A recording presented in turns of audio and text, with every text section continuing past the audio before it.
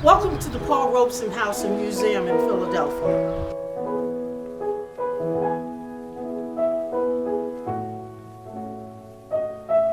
Paul Robeson was one of the most interesting people of this past century.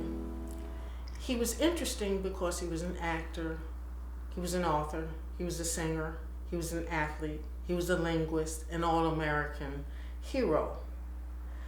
But most importantly, his activism was a key part of who he was. He was an individual that the United States wanted to close down because of his stance in reference to supporting people who were disenfranchised. And one of the things that we're trying to do here at the Paul Robeson House and Museum is to preserve his legacy.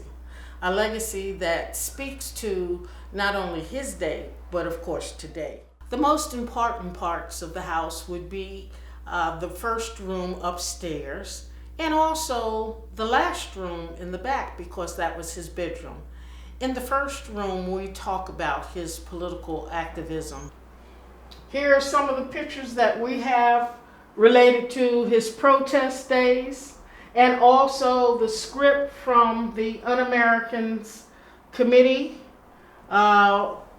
during the time that they questioned him. And interestingly enough, during the time that he was before that Un-Americans Activity Committee, he refused to answer some of the questions that were asked by the Senate, in particular McCarthy.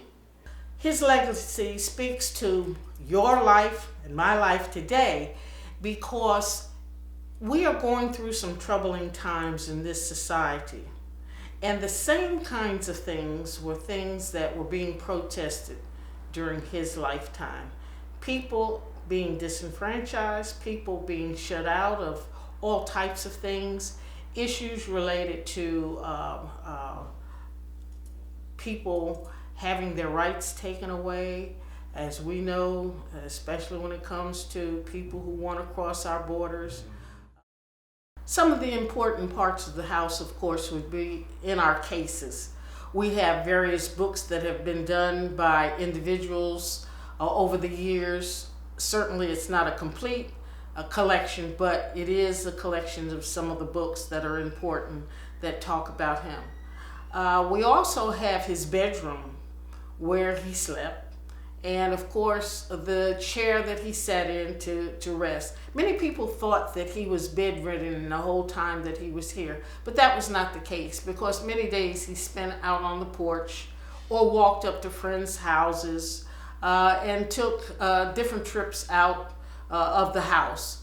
And I think you'll also see some of the records that he has recorded, some of the CDs that he's recorded. And one of the most important things, of course, is Here I Stand, a book that he wrote, and a video of him related to that book.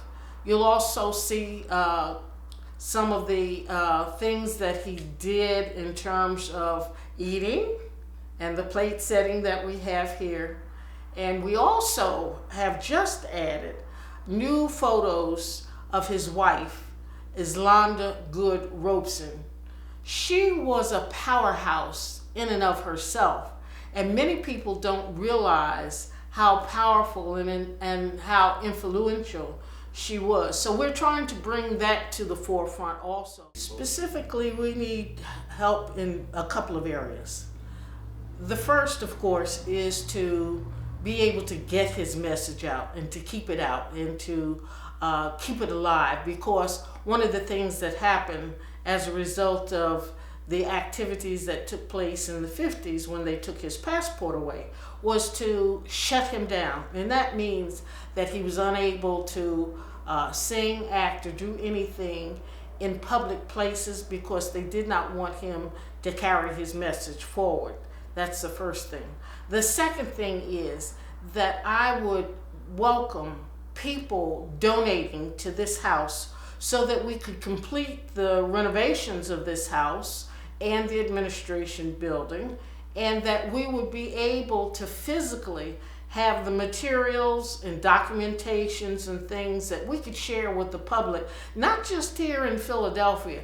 This is a man who is a worldwide figure, so we're trying to get the message back out worldwide. I would like to close by saying it's very important that our young people begin to study and know who this man is.